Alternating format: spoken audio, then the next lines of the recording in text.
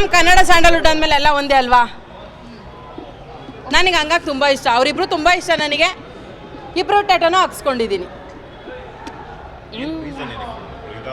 Common ಆಗಿ ಯಾರಾದರೂ ಒಬ್ಬರ ಅಭಿಮಾನಿ ಆಗಿರ್ತಾರೆ, ಬಟ್ ನೀವು ಎರಡು ತೋಳಲ್ಲಿ ಇಬ್ಬರ ಒಂದು ನಟರ ಒಂದು ಟ್ಯಾಟೂನ ಹಾಕ್ಸ್ಕೋಬೇಕಂದ್ರೆ ಒಂದು ಪರ್ಟಿಕ್ಯುಲರ್ ರೀಸನ್ ಇರಬೇಕಲ್ಲ.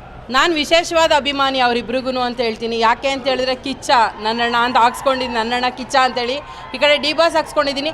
ಅವರಿಬ್ಬರು ಸ್ನೇಹ ಎಲ್ಲ ಕಡೆ ಚಿರಪರಿಚಿತವಾಗಿ ಇರಲಿ, ಇನ್ನೂ ಜಾಸ್ತಿ ಬೆಳೀಲಿ. ಅವರಿಬ್ರು ಥರ ಎಲ್ಲ ಫ್ರೆಂಡ್ಸ್ಗಳೂ ಇರಲಿ.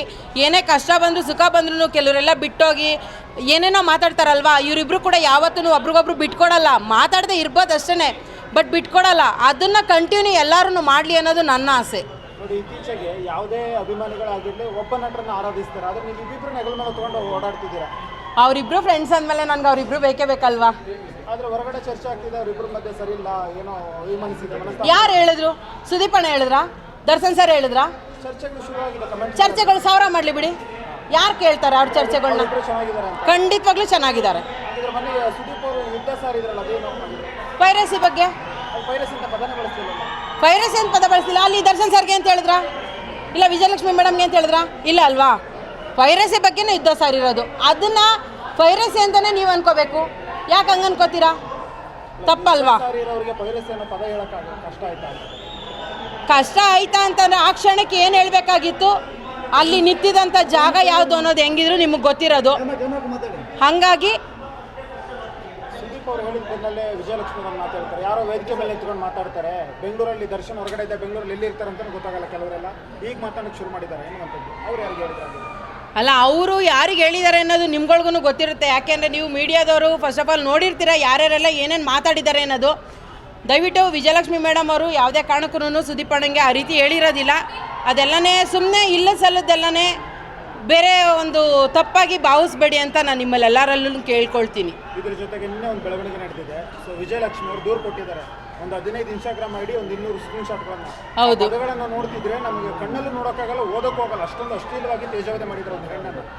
ಹಾಗಿದ್ರೆ ಅದು ಯಾರು ಅಂದರೆ ಅವ್ರ ಫ್ಯಾನ್ಸ್ ಇವ್ರ ಫ್ಯಾನ್ಸ್ ಅಂತ ಚರ್ಚೆ ಶುರುವಾಗಿದೆ. ಚರ್ಚೆ ಇಲ್ಲಿ ಶುರುವಾಯ್ತಾ ಇರೋದೇನು ಅಂತ ಹೇಳಿದ್ರೆ, ಕಮೆಂಟ್ ಹಾಕೋ ನನ್ನ ಮಕ್ಳುಗಳಿಗೆ ಮೀಟ್ರ್ ಇಲ್ಲ. ಅವ್ರ ಫೋಟೋಸ್ ಅವ್ರ ಹೆಸ್ರುಗಳು ಹಾಕೊಂಡು ಕಮೆಂಟ್ ಹಾಕೋ ಅಂತ ಮೀಟ್ರ್ ಇಲ್ಲ. ಅದಕ್ಕೋಸ್ಕರ ನಾನು ಅವ್ರ ಫ್ಯಾನ್ ಇವ್ರ ಫ್ಯಾನ್ ಅಂತ ಹೇಳ್ಬಿಟ್ಟು ಬಂದುಬಿಟ್ಟು ಕೆಟ್ಟದಾಗಿ ಮಾತಾಡ್ತಾರೆ. ಕೆಟ್ಟದಾಗಿ ಅಶ್ಲೀಲವಾಗಿ ಮೆಸೇಜ್ ಮಾಡೋದು ಓದೋಕ್ಕೇ ಅಸಾಧ್ಯ, ಆ ಲೆವೆಲ್ಗೆ ಮೆಸೇಜ್ ಮಾಡ್ತಾರೆ.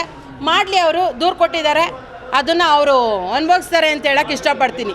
ಆ ಕಮೆಂಟ್ಗಳಲ್ಲಿ ಕೆಲವೊಂದು ಐಡಿಗಳನ್ನು ನೋಡಿದರೆ ಸುದೀಪ್ ಅವ್ರ ಫೋಟೋ ಇಟ್ಕೊಂಡಿರ್ತಕ್ಕಂಥ ಐಡಿಗಳಿದ್ದಾವೆ, ಮತ್ತೊಂದಿಷ್ಟು ಬೇರೆಯವರ ಫೋಟೋಗಳನ್ನು ಬಳಸಿರುವಂಥ ಐಡಿಗಳಿದ್ದಾವೆ. ಈಗ ನೋಡ್ತಾ ಇದ್ರೆ ಏನು ಸಂದೇಶ ಹೋಗ್ತಾ ಇದೆ, ಏನಾಗ್ತಿದೆ ಸ್ಯಾಂಡಲ್ವುಡ್ನಲ್ಲಿ? ಸ್ಯಾಂಡಲ್ವುಡ್ಡು ಕರೆಕ್ಟಾಗೇ ಇದೆ.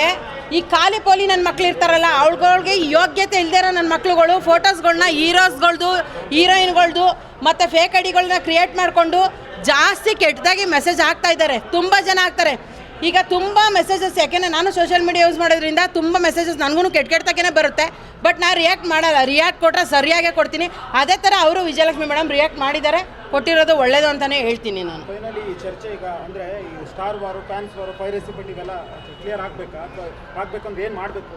ಖಂಡಿತ ಕ್ಲಿಯರ್ ಆಗಬೇಕು. ನಾನು ಎಲ್ಲ ಫ್ಯಾನ್ಸಲ್ಲೂ ಕೇಳ್ಕೊಳ್ಳೋದು ಒಂದೇನೇ, ನಿಮಗೆ ಯಾರು ಇಷ್ಟ ದಯವಿಟ್ಟು ಅವರನ್ನು ಇಷ್ಟಪಡಿ. ಅದನ್ನು ಬಿಟ್ಟು ನಾನು ಅವ್ರ ಫ್ಯಾನ್ ಇವ್ರ ಫ್ಯಾನ್ ಅಂತ ಯುದ್ಧ ಸಾರೋದು, ಬೈಯೋದು, ಕೆಟ್ಟದಾಗಿ ಮೆಸೇಜ್ ಮಾಡೋದು ದಯವಿಟ್ಟು ಯಾರು ಮಾಡೋಕ್ಕೆ ಹೋಗಬೇಡಿ ಅಂತ ಹೇಳ್ತೀನಿ ನಾನು. ಇತ್ತೀಚೆಗೆ ಕೆಲವರು ಅಭಿಮಾನಿಗಳು ಹಾಕುವಂಥ ಮೆಸೇಜ್ಗಳು, ಮಾತಾಡುವಂಥ ರೀತಿ ನೋಡ್ತಾ ಇದ್ರೆ ಅವರ ಬಾಸ್ಗಳಿಗೆ, ಅಂದರೆ ಅವರು ಬಾಸ್ಗಳು ಅಂತಕ್ಕಂಥದ್ದು, ನಟ ಅಂತಕ್ಕಂಥದ್ದು, ಅವ್ರಗಳಿಗೆ ಸಂಕಷ್ಟ ಎದುರಾಗುತ್ತೆ ಅಲ್ವಾ? ಖಂಡಿತವಾಗ್ಲೂ ಹೌದು, 100%. ಈಗ ಯಾರ್ದೋ ಇವಾಗ ಸುದೀಪ್ ಅಣ್ಣನ ಫೋಟೋ ಹಾಕೊಂಡೇನೆ ಇವಾಗ ವಿಜಯಲಕ್ಷ್ಮಿ ಮೇಡಮ್ಗೆ ಕೆಟ್ಟದಾಗಿ ಮೆಸೇಜ್ ಮಾಡಿದ್ದಾರೆ. ಯಾರ ಹೆಸರು ಹಾಳಾಯಿತು? ಅವ್ರ ಹೆಸರೇನು ಹಾಳಾಗಲಿಲ್ಲ, ಸುದೀಪ್ ಅಣ್ಣನ ಹೆಸರು ತಾನೇ ಹಾಳಾಗಿದ್ದು. ಸುದೀಪ್ ಅಣ್ಣನ ಫೋಟೋ ತಾನೇ ಹಾಕೊಂಡಿರೋದು.